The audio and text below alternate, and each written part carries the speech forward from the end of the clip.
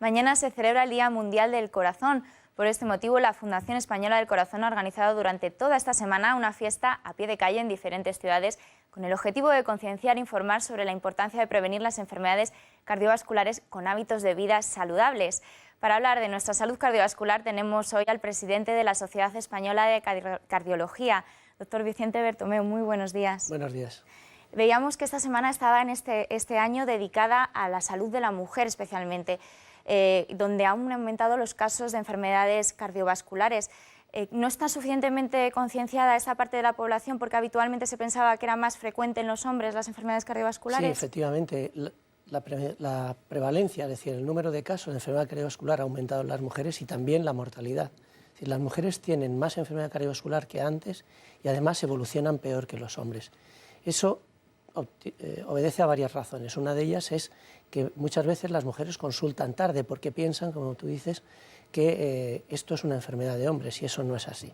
Y no es así porque, además de que hay factores genéticos que se pierden cuando la mujer deja de ser fértil y ya tiene la menopausia, además de eso las mujeres habéis adquirido muchos de los hábitos malos que teníamos los hombres. Las mujeres fuman más en este momento que los hombres, en general hacen una vida más sedentaria que los hombres, con errores en la dieta, en la alimentación, consumo alto de sal, hipertensión arterial, y además tienen el problema de que durante muchos años suelen haber tomado anticonceptivos, que tampoco beneficia y tampoco ayuda. Por lo tanto, las enfermedades cardiovasculares en la mujer en este momento son un problema de primer orden. Otra de las actividades que se ha hecho durante la Semana del Corazón ha sido dedicada a los niños, ¿no? Talleres de cocina, pues para que aprendan cómo alimentarse saludablemente. Vemos que hay un incremento de obesidad, de sobrepeso en los más pequeños. ¿Esto está también haciendo que puedan aumentar las enfermedades cardiovasculares en un futuro o incluso que tengan hipertensión de pequeños?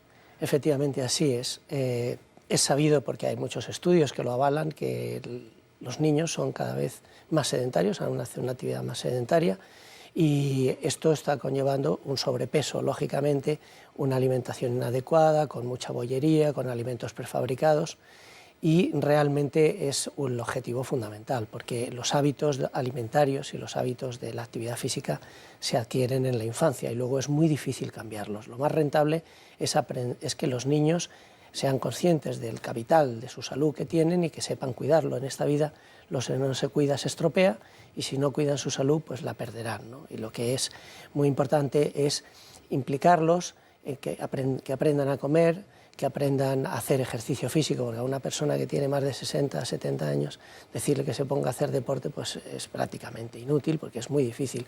Pueden caminar o hacer un ejercicio físico suave, sin embargo, en los niños se les puede aficionar a hacer deporte, que ellos ya adquieran eso como un hábito y ya lo mantienen a lo largo de la vida, y es desde luego la actividad de promoción de la salud más rentable que se puede hacer, actuar sobre los niños.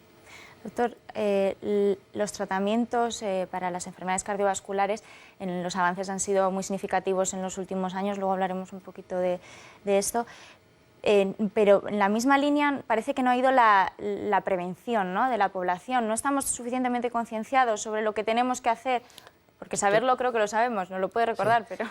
Totalmente de acuerdo, totalmente de acuerdo. Las medidas... el tratamiento va por una vía, ¿no?, que es el desarrollo de la tecnología, de los nuevos fármacos, de la innovación, de la investigación, y eso es una vía que tiene unos actores determinados, que son la industria farmacéutica, la industria de dispositivos, los profesionales médicos. Sin embargo, la educación sanitaria es un problema más complejo, porque eso abarca ya a toda la sociedad. En primer lugar, abarca a los educadores, a las familias, y a veces los profesionales de la sanidad no conseguimos llegar a ello. Esto es un problema social y se debe abordar desde un punto de vista social. Pero hay que desmitificar que sea barato, ¿no? Porque, como tú bien has dicho, lo que no podemos seguir los médicos en todas estas campañas es seguir riñendo a la población diciéndole que tienen que adelgazar, que dejen de fumar, que hagan ejercicio físico. Si eso la gente ya lo sabe. Si el que está gordo ya sabe que está gordo. Si el que come mal ya sabe que come mal. Lo que tenemos es que darle los medios y las posibilidades de cambiar esos hábitos. Y para eso hay que intervenir, por ejemplo, que los deportes en el colegio sean prácticamente obligatorios, que los niños estén implicados en actividades que tengan que hacer actividad física, que les motive para hacerlo. Y en las personas jóvenes igual, las personas que ya han salido del colegio, en las universidades prácticamente todo el mundo deja de hacer deporte, casi todo el mundo. Es muy difícil hacer deporte con la vida laboral. Y hay que promover, hay que hacer pues, que haya instituciones públicas donde sea barato hacer deporte, donde haya personal con conocimiento para dar consejos del ejercicio físico. A su vez hay que desarrollar la cultura de la cocina. Hay muchos programas en la televisión, la radio de la cocina que creo que están muy bien y pueden ayudar, y yo creo que eso es un trabajo de todos, y por eso, al ser más complejo, las medidas hasta este momento, desde mi punto de vista, no tienen el éxito que deberían de tener. Vamos un poco ahora a hablar de la crisis económica, que muchas veces lo ocupa todo, ¿no? Por desgracia. La Sociedad Española de Cardiología fue una de las 10 sociedades científicas que firmó un manifiesto contra los recortes, una actitud de colaboración siempre, claramente, pero sí dejando claro que hay unos límites que no se pueden sobrepasar. ¿Cuál es la premisa que tiene la Sociedad Española de Cardiología en este sentido? Vamos a ver, ese documento nació de la preocupación que tenemos los profesionales médicos, concretamente representados en las sociedades científicas, en posicionarnos en el momento actual, en la situación de la crisis que hay. Se tienen y se deben de tomar medidas para recortar el gasto, porque hay cosas que se están haciendo mal. Algo de las cosas que tenemos ciertas como consecuencia de esta crisis es que sabemos que hay cosas que se han hecho mal, y eso hay que cambiarlo.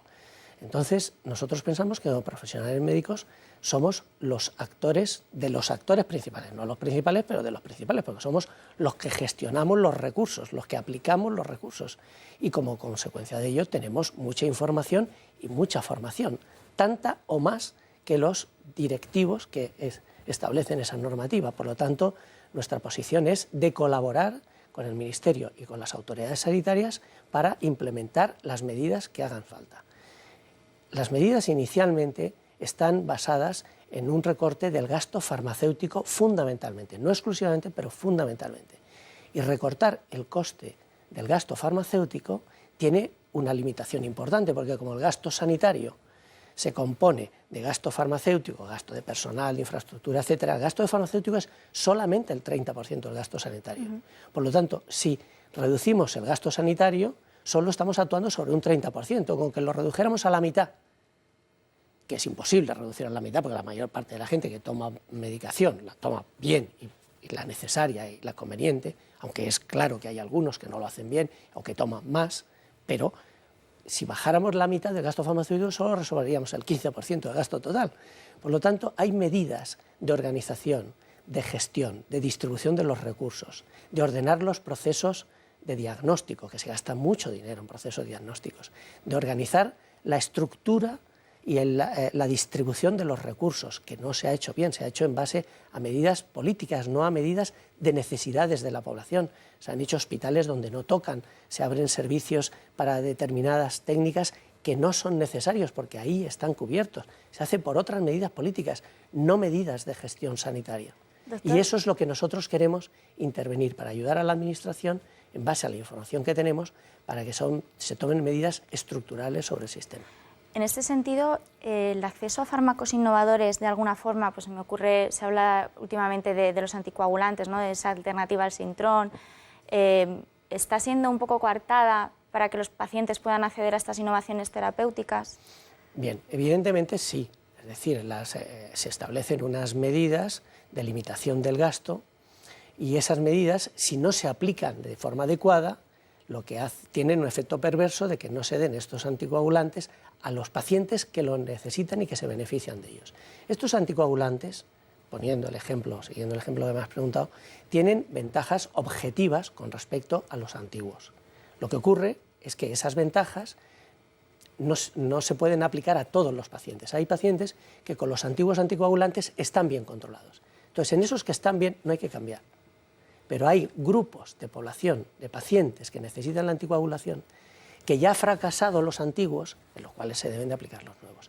O pacientes que, tomando los antiguos, han tenido problemas graves de sangrados, y estos, al ser más seguros, se deberían de aplicar. Entonces, el papel del profesional ahí es saber identificar del conjunto de pacientes que tienen que tomar los nuevos fármacos, en qué grupo de ellos estos pacientes van a aportar un valor añadido y un beneficio en los cuales los debemos de utilizar y en qué pacientes no aportan beneficio sobre lo que ya tenemos en este momento y por lo tanto no habría necesidad de cambiarlo. Por eso es muy importante la participación del profesional en la aplicación de toda la innovación de estos fármacos y en general de todas las innovaciones sanitarias, que no sirven a todos los pacientes y hay que individualizar a quién hay que dárselos. Doctor, pues lo lamento mucho, nos hemos quedado sin tiempo. Está, por supuesto, emplazado a otra entrevista en este programa. Muchas gracias por habernos acompañado hoy. Gracias a ti.